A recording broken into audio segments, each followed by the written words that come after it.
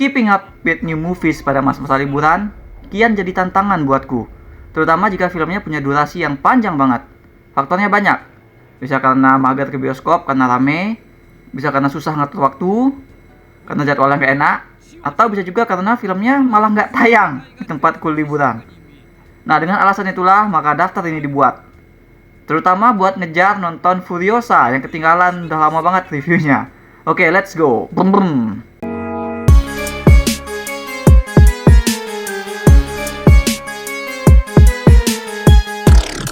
1. Despicable Me 4.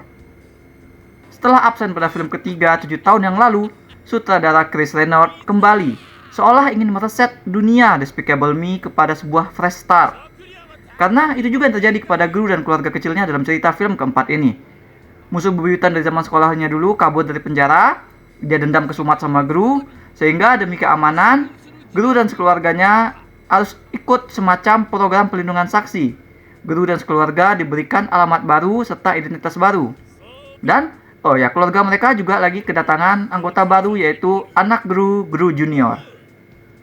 Nah, setup tersebut menanam banyak sekali permasalahan yang menarik sebenarnya. Gru harus berusaha jadi live up kepada identitas barunya, ya kan? Yang berarti dia nggak boleh lagi jadi dirinya sendiri gitu, dia sudah jadi orang lain. Dan ini berkonflik dengan keinginannya untuk jadi teladan yang baik, jadi penjahat yang baik untuk anaknya yang masih kecil. Karakter kesayangan kita yang lain juga dapat cerita sendiri. Kayak si Margo harus mulai journey sebagai murid baru di sekolah yang baru. Lalu Agnes, ya kan, anak seimut itu harus berkonflik batin dengan dirinya harus nyamar jadi identitas baru, sementara dia tuh nggak mau berbohong. Nah, sayangnya bibit-bibit ini tidak berbuah jadi sebagaimana mestinya, lantaran Despicable Me 4 yang menarikkan diri sebagai tontonan untuk anak-anak memutuskan bahwa anak-anak nggak mampu untuk memusatkan perhatian mereka pada hal atau cerita yang utuh gitu. Oke, ini udah film keempat, ya kan? Itu kalau kita nggak ngitung film spin-off-nya dan lain-lain. Kita paham lah vibe film ini gimana. Rusuh, ya kan? Dan jualannya ya candaan ringan dengan minions. It's okay mempertahankan itu. Tapi film ini itu rusuhnya ekstra. Sampai-sampai semua permasalahan tadi melebar kemana-mana. Gru malah bertualang dengan anak yang lain, bukannya bonding dengan anaknya sendiri. Minion juga tahu-tahu jadi parodi superhero. Aku akui film dengan karakter yang tadinya villain lalu ada dialog yang bilang muak sama superhero itu sebenarnya celetukan yang cukup badass. Tapi ya sebagai sebuah cerita, film ini masih belum matang menggodok semuanya. Ibaratnya tuh kalau Minions lagi masak di dapur, nah hasilnya dapur berantakan dan masakannya nggak jadi. Nah, masakan itulah film ini gitu. Rusuhnya doang yang ada, sementara hasilnya kurang maksimal atau malah belum sama sekali. Maka aku berikan 4 dari 10 bintang emas untuk Despicable Me 4. 2. Furiosa, A Mad Max Saga. Chris Hemsworth bilang Amerika punya Star Wars, Inggris punya Harry Potter, Australia, ya mereka punya Mad Max. Aku setuju, Mad Max memang sebesar itu pengaruhnya terhadap pop culture. Geng-geng motor, adegan kejar-kejaran kendaraan yang beringas, dunia post-apokaliptik. Mad Max ini bahkan menginspirasi Fist of the North Star, game yang sedang kita mainkan sekarang ini. Dan kini Mad Max bakal makin gede lagi karena George Miller punya lore karakter baru di dunia Wasteland yang dia bangun tersebut, yaitu si Furiosa. Kita udah kenalan sama cewek botak ini di film sebelumnya tahun 2015, Fury Road. Sekarang kita diajak masuk untuk truly mengenal siapa dia sedalam-dalamnya. Kenapa Furiosa penting untuk dikenali? Karena ceritanya literally sebuah oase di tengah gurun. Membedakannya dengan galian cerita Mad Max yang lebih tentang harapan dan kepahlawanan, Furiosa ini dibentuk sebagai kisah yang lebih kompleks dan kelam. Cerita tentang menumbuhkan hidup dari balas dendam, dari kebencian. Seperti yang diperlihatkan oleh pada saat ending yang menurutku sangat menyentuh. Antara Furiosa dengan Dementus, antagonis yang dimainkan dengan karismatik oleh Chris. Film ini juga berhasil mengembangkan lore dunia Wasteland itu sendiri.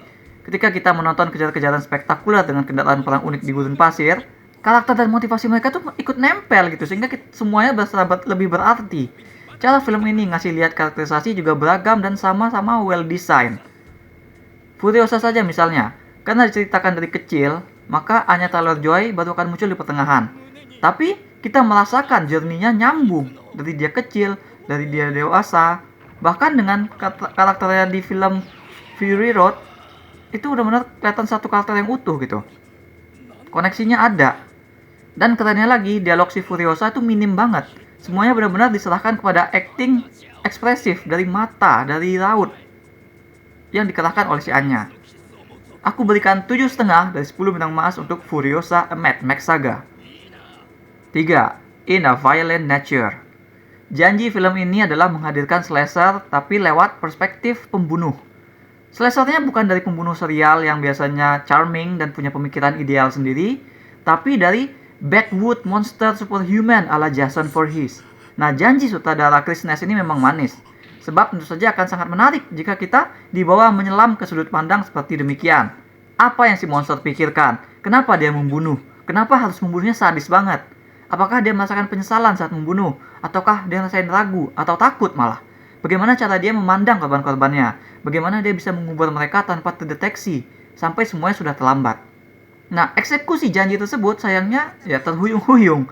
Film ini cuma deliver maybe 2 di antara janji-janji tadi. Beberapa hal memang menarik, kayak gimana si pembunuh mengarungi hutan, mendengar ada orang ngobrol, lalu dia berjalan ke arah sana, dan ternyata mereka lagi gosipin dia, kemudian dia jalan lagi, membunuh mereka satu persatu dengan cara yang entertaining abis. Nah, sesekali kita juga mendengar memori dari si pembunuh terkait informasi apa motivasinya. And that's it. Ketika diwujudkan sebagai film, janji-janji itu terlihat seperti film slasher biasa jadinya. Cuma lebih boring aja karena most of the time tuh habis karena kita ngelihat si pembunuh berjalan pelan banget. Karena ini soal dia memburu manusia lemah dan bersalah, maka tidak ada suspense terbangun ketika kita ngikutin dia berjalan. Karena kita di posisi dia gitu, sebagai si pemburu.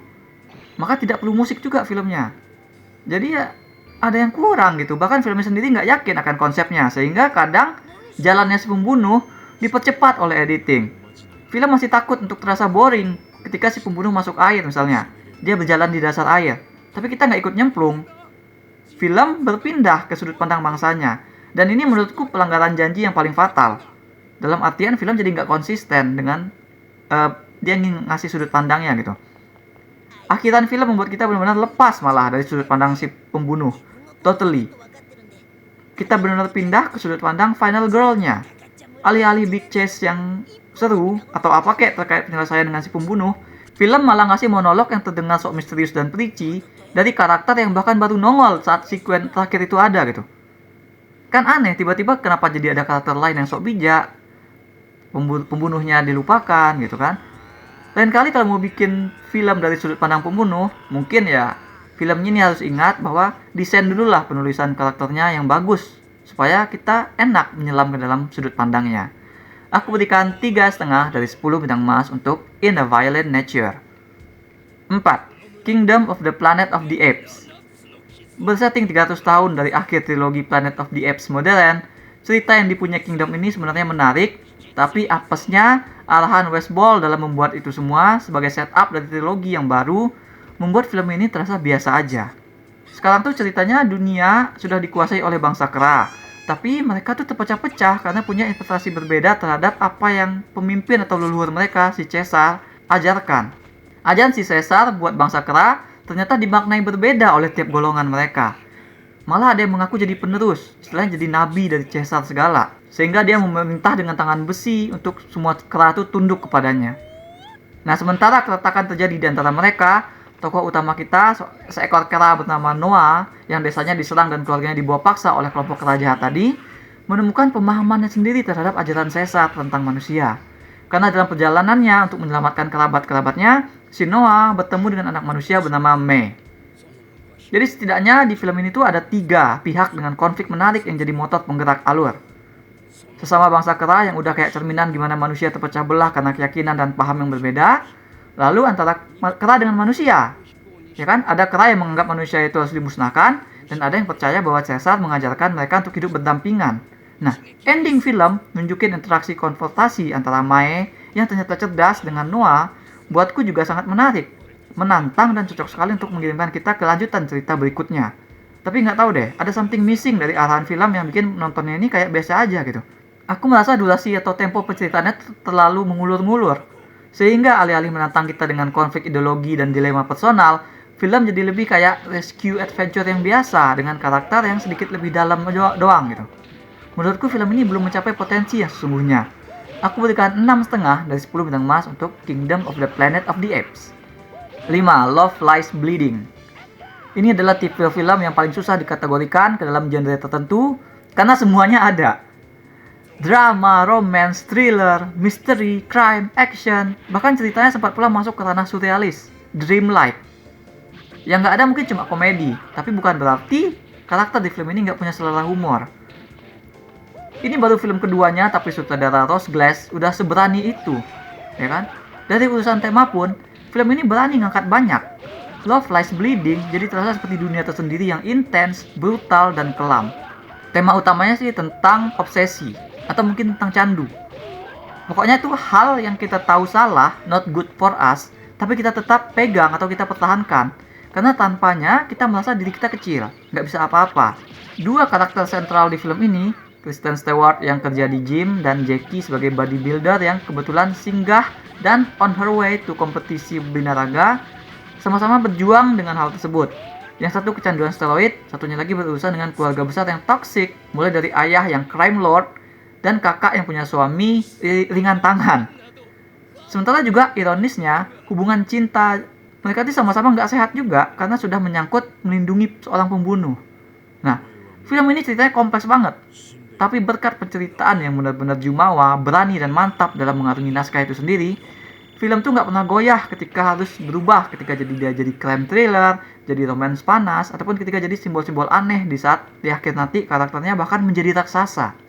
Pokoknya filmnya berjalan mantap, kita dibuat terus menatap lekat-lekat kepada dunia mereka, kepada karakter mereka, kepada cerita mereka.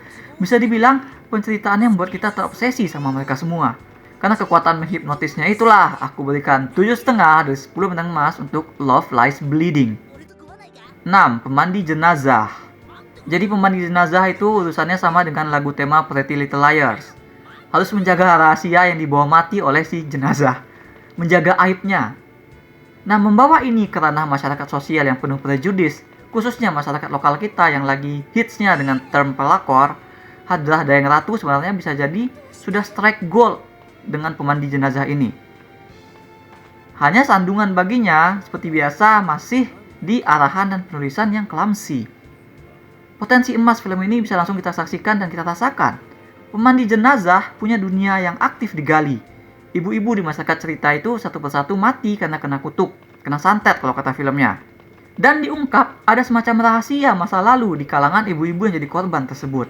Nah, cerita ini diambil dari sudut pandang Lela, anak salah seorang korban yang kini terpaksa harus melanjutkan pekerjaan ibunya sebagai pemandi jenazah. Nah, pengembangan dunia dan karakter film ini sebenarnya menarik. Si Lela tadi misalnya, film gak ragu untuk ngasih dia konflik dan nunjukin vulnerabilitas bahwa dia tuh gak mau jadi pemandi jenazah karena dia takut. Takutnya ini yang sampai dan relate ke penonton. Ini jalan masuk ke penonton yang sudah berhasil dicapai oleh film. Tinggal urusan misteri dan penyelesaian saja. Kita bisa lihat film ini benar-benar berusaha sebenarnya. Punya pesan yang baik pula soal memutus siklus saling benci, saling rukun di antara warga. Cuma ya itu, arahan, pengadeganan, dialog, ya harusnya bisa lebih diperbagus lagi. Misalnya aspek horor film ini. Nah, di luar adegan horor saat mandiin mayat, ya kan? Film ini sering mengandalkan adegan-adegan horor yang kayak niru horor lain gitu, yang nggak penting sebenarnya ada. Ngapain orang sholat ada hantunya, kan itu di luar konteks filmnya sepertinya, ya kan? Jika aspek horor lain itu dibuat lebih original, misalnya, film tentu lebih memorable lagi. Kalau dari pengadeganan, dari penulisan, yang paling parah itu yang langsung terasa adalah adegan di sekuen finalnya yang melibatkan rombongan ibu-ibu lay their own justice. Ini kan harusnya bisa dilakukan dengan lebih sinematik lagi, tapi yang dilakukan oleh film, ya mereka tuh kayak ngumpul-ngumpul doang, kayak adegan sinetron lah masih. Aku berikan 6 dari 10 bintang emas untuk pemandi jenazah. 7. Space Cadet. Aku dulu waktu kecil pengen jadi astronot, tapi setelah gede urung dikejar karena ngerasa nggak bakal bisa karena badanku pendek dan mataku minus plus otak yang pas-pasan. Tapi kalau dulu itu aku nonton Space Cadet, aku pasti tetap nekat pergi mendaftar jadi astronot. Kenapa? Karena komedi karya Liz W. Garcia ini berhasil ngalahin Armageddon, film tahun 98. Dalam hal nunjukin bahwa jadi astronot itu gampang banget. Konyol, ya memang begitulah film ini. But at the best, Space Cadet adalah komedi ringan, walaupun sedikit mustahil, dengan vibe positif yang mendorong penontonnya untuk mengejar mimpi mereka. Kita bisa nonton ini cuma buat ngelihat Emma Roberts ngelakuin hal gila dan terhibur oleh aktingnya. Kita bisa nonton ini cuma buat ngintip aktivitas calon astronot di NASA dan Mupeng. Tapi film ini nggak bakal ngasih banyak drama yang benar-benar berbobot. Karakternya tipis. Gadis yang sebenarnya pintar dan pengen jadi astronot, tapi keadaan membuat dia untuk kuliah aja nggak bisa. Nah, film never really touch upon that aspect. Melainkan lebih memilih ke soal gimana Rex, si gadis tadi, malsuin CV supaya keterima magang di NASA lah istilahnya. Gimana nanti dia yang udah akrab sama sejawat di sana ketahuan dan terjadilah drama di sana. Ya, ini sebenarnya kayak film-film feel good sederhana yang sering ditayangin dulu di TV-TV di tahun 90-an. Namun bahkan untuk target sederhana itu saja, Space Cadet masih kurang berhasil membuat karakternya lepas landas dengan maksimal, dengan benar. Karena di sini Rex lebih terasa seperti bereaksi ketimbang beraksi. Karena yang malsuin data-data dia untuk lamarannya itu bukan dia sebenarnya, tapi temannya. Jadi Rex sebenarnya cuma play along dan berusaha nggak ketahuan saat dia ternyata dirinya keterima bukan karena surat lamaran dia, tapi karena surat lamaran dia itu sudah diubah oleh temannya. Aku nggak tahu kenapa film ini memilih untuk begitu gitu. Ya kan, memilih harus menyerahkan aksi penggerak plot kepada karakter lain, yang bahkan karakter pendukung tersebut sebenarnya cuma comedic relief doang, nggak ada dilema moral lagi gitu kan. Makanya bingung nih miss di mana filmnya. Aku berikan 4,5 dari 10 bintang emas untuk Space Cadet. Terakhir, The Bike Riders. Ini Dylan versi Hollywood. Aku ketawa pas baca sinopsisnya. Ini, Katie tertarik dengan Benny, anggota geng motor, ya kan? Tapi begitu geng motornya makin terjerumus kepada pergaulan kekerasan, Benny harus memilih antara Katie atau gengnya. Ini kan udah kayak Dylan dan Melea banget. Tapi ternyata pas ditonton, karya Jeff Nichols ini nggak mirip Dylan ataupun nggak benar-benar soal Benny dan pilihannya itu sendiri. First of all, ini beneran anak geng motor, bukan anak mami yang cosplay jadi sok jagoan. Perspektifnya memang mature dan dihandle dengan sedewasa itu. Ketika ada romance anak motor dengan cewek rumahan, romansnya bukan tahu-tahu si anak motor jadi jago gombal, lalu segalanya bisa gitu. Romansa film digali tetap pada bingkai bagaimana anak motor itu sebenarnya. Benny, dia cuma nunggu di depan rumah Katie, nyender di atas motornya dari malam sampai pagi, sampai cowok Katie nyerah dan pergi ketakutan. Padahal Benny nggak ngapa-ngapain, dia cuma berdiri aja. Nah itu baru romantis yang kita percaya ada di kepala anak geng motor. Romantis menurut si anak motor itu sendiri. Konteksnya tepat. Tapi juga sesungguhnya film ini tokoh utamanya bukan Benny ataupun Katie, melainkan geng motor itu sendiri. Kita akan melihat gimana perkembangan geng motor tersebut dari 3 perspektif sentral. Benny yang menganggap geng itu adalah kerabat atau keluarganya, Katie sebagai orang baru yang masuk karena cinta, dan Johnny sebagai ketua pendiri geng motor itu sendiri. Nah, melalui ketiga karakter inilah, journey kelompok ini sebagai saudara jalanan, berurusan dengan anak-anak muda yang pengen masuk karena menyangka geng motor adalah geng ular-ularan semata, dikembangkan. Jadi nonton film ini tuh kerasa banget apa-apa saja statement ataupun pandangan dari dunia geng motor itu sendiri. Perspektifnya kuat. Ceritanya imersif. Cuma karena sering pindah-pindah karakter dan juga ada pindah periode waktu, pace film ini jadi kerasa gitu. Temponya jadi tercacah-cacah sampai mampu membuat kita bingung film ini ujungnya nanti gimana. Makanya aku berikan 6,5 dari 10 bintang emas untuk The Bike Riders. That's all we have for now. Bagaimana pendapat kalian tentang franchise Mad Max? Kalau Australia punya Mad Max, Indonesia kira-kira apa franchise film yang punya potensi mendunia sembari juga kuat teguh memegang identitas kita? Silahkan share di komen. Jangan lupa hit like dan subscribe supaya ketinggalan review-review dan playthrough lain. Kunjungi mydirtseat.com untuk review yang lebih detail, atau kalian bisa kunjungi store mydirtseat di chiptoloka.com. Ada banyak kaos dan pernak-pernik custom yang unik, mulai dari film, musik, game, hingga wrestling. Thanks for watching. Remember in life, there are winners, there are losers.